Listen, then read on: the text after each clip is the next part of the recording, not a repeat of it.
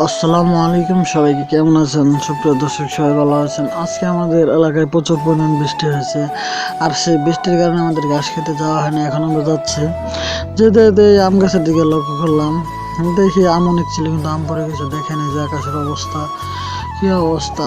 মেঘ আবার মনে হয় আসবে, যে অবস্থা দেখতেছি। আর আমরা আমাদের গাছ খেতে গিয়েছি।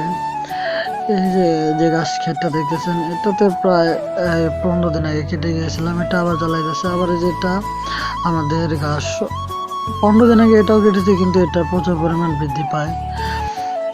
এটাও একটু বাতাসে হেলে পড়েছে। আর এই গাছটা তো দেখতেই পাচ্ছেন, এটি হলো আমরা কিছুদিন আগে, 1 মাস আগে, প্রায় 1-1.5 মাস আগে বুনেছিলাম। আর এই গাছটা মূলত এইভাবে কাটা হয়, কারণ এইভাবে না কাটলে এটি পরবর্তীতে জ্বালায় না। এটা আমি আপনাদেরকে দেখাইতেছি। আর আমাদের প্রচন্ড বৃষ্টির কারণে, ঝড় তুফানের কারণে দেখেন এই যে ক্ষেত একবারে শুয়ে পড়েছে।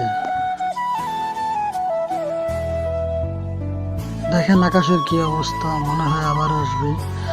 আর এটার কারণ হলো যে শুয়ে পড়ার কারণ, এটা ওই মাটিতে আলতো হবে, যে এটা তো বোনা হয়, তার এই জন্য এটা এরকম হয়।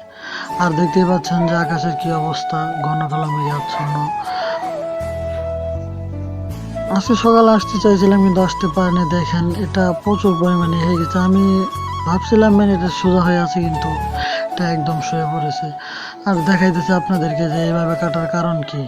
এইভাবে কাটলে যে দেখেন ছোট ছোট এই যে গাছ, সেই গাছটি পরবর্তীতে জ্বালায়, কিন্তু সেইভাবে কাটলে সেটা যে শিকড় আছে, শিকড়টা মারা যাওয়ার সম্ভাবনা থাকে।